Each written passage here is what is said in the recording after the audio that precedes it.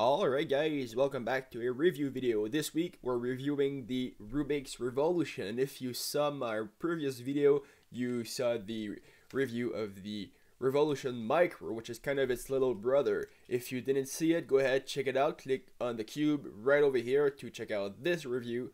And if you saw it, or if you don't feel like watching it, then check this one out, it's pretty cool. First off, it is an electrical puzzle. There is nothing that will move on that puzzle. There is nothing to move around. There's only buttons that you can press to play the games. First off, how do you open it or turn it on? There is a little switch right here. You just have to turn it on and then it's going to make sounds, noise, music and stuff. There is a speaker that's right here. This is where the sound comes from, right here. Unfortunately, this cube is in French, so every instructions that the cube will speak to me will be in French. I'll actually put subtitles right here, so it's in English and stuff. So yeah, let's turn it on, turn that switch on, and here it is.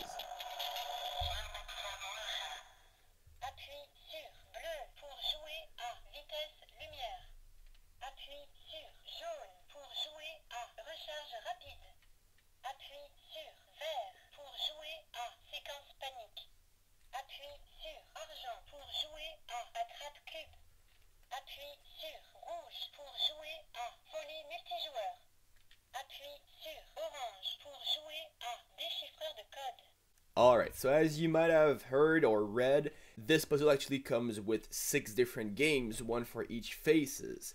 And let's talk about each of them really quickly. First off, there is the blue side. This game is called Light Speed, and it's actually the exact same minigame as the Revolution Micro, whereas you press it, then a light will turn on, then you have to press it before a timer runs out. When you press it, then another one will turn on, you have to press that one again, and you keep going. So let's do an example. Light speed. Now I've got the green face, press it, and then you keep going, you keep pressing the buttons that are lit up until the time actually runs out. And you can hear the timer clicking down just like this. I don't know if you guys can actually hear that, but yeah. There we go. So when you don't press a button fast enough, then the timer runs out, it's game over, and then the cube will actually tell you how many buttons you actually pressed, how far you got into the first game, which is called Light Speed. Now let's talk about the white side. It's called Cube Catcher, and the way that works, let's actually turn it on right here. And we'll just press this one, Cube Catcher, there we go. So the way this one works is you have 30 seconds to press all the lights that are turned on, there we go. And then once you do it, some more lights will turn on and you have to keep going. If you press a light that's turned off by accident, then you're actually going to lose points, or actually your accuracy will go down. And when the 30 seconds runs out, just like it's going to now,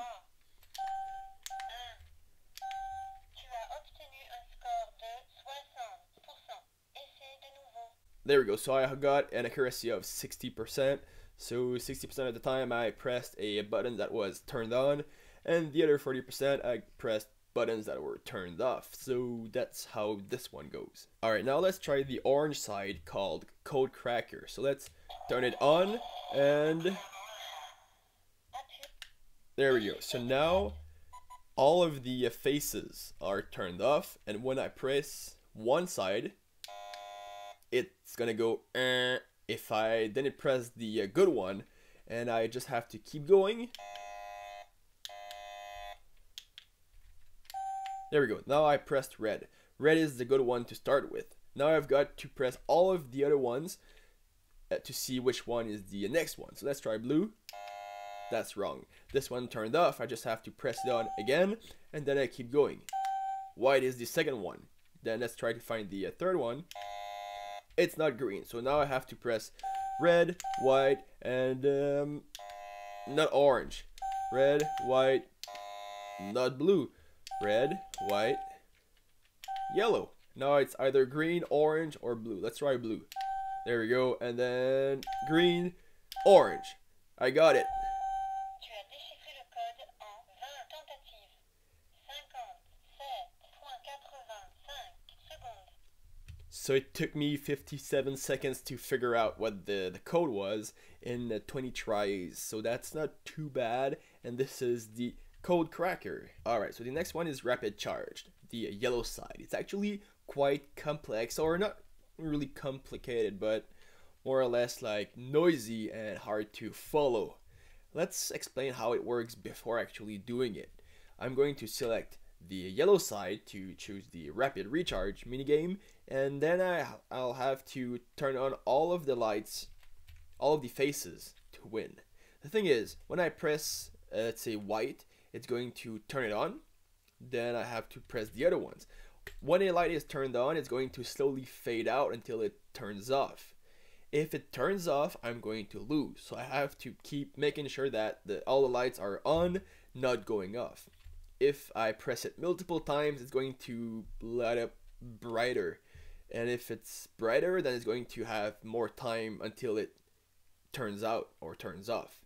So I just have to recharge all of the faces fast enough for all of them to get lit up before the timer runs out. When the light is close to turning off, it's going to say warning, warning, warning until I either charge it back on or until I lose. So let's do it.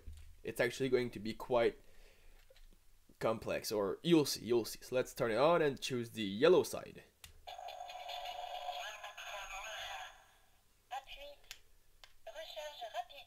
Alright, so now there is, let's just go. So if I keep pressing, it's going to light up brighter, and I just have to keep going. There we go, I'm losing. This game is quite chaotic. I just have to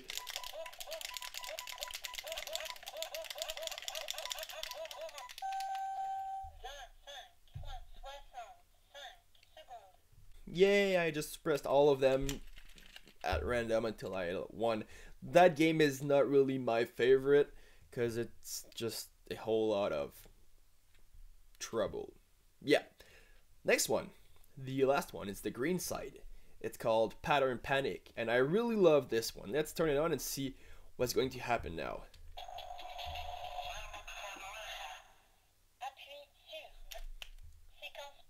There we go, Pattern Panic. The cube tells me a color to press, and then I just have to press all of them until I just can't do it anymore. So it's going to add one color every time I get it right. Now it's green, blue, yellow, and white. So green, blue, yellow, white. Green, blue, yellow, white, red. So green, blue, yellow, white, red. There we go. You have 5 seconds before the timer runs out and you actually lose. So that's pretty cool. And I'll just turn it off now. And the way it works is when you lose, you're going to be told how far you got in the game. I earlier did 11. That's the furthest I got. Not too bad. I think I can do better than that, but 11, that's pretty good. I had 11 colors memorized for a pattern and stuff. So that's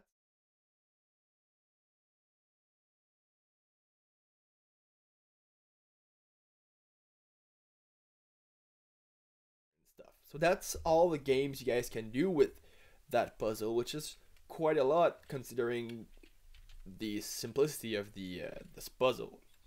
Now let's talk about the review thing. Fun level. Is it fun? Well, there are 6 kind of games. You can either play all of them every time or choose your favorite one and always do your favorites, or you can just always do the same one or just do one, do another one, do another one. There's a lot of different possibilities you guys can do, so I would say for that the fun level is quite high because it's got different kinds of games. Some of them are fun, some of them are hard, easy, not fun, or whatnot. So maybe not 10. 10, that's too high. Maybe 9.2. There we go, 9.2 on 10. that isn't too bad. That's actually pretty good. Portability. Well, let's talk about the size now. It's higher than a 3x3, as you can see here. It's about 2/3 of the Rubik's Revolution, which is a lot bigger, and it just can't fit in your pockets, or it has to be in a bag if you bring it somewhere. So that's one downside to it. So let's bring that down to maybe 5, because it could be bigger, but it's not too bad. Now, is it annoying? Yes, it is. Let's not lie about it. It is annoying. There is, though, a way to turn on the volume. When you turn it on, while it's saying Rubik's Revolution, you have to hold down the white side and the yellow side at the same time to enter the volume menu. So let's try that. Turn it on. Press the 2 sides. There we go, volume control. At that point, if you press the white side, it's going to go up.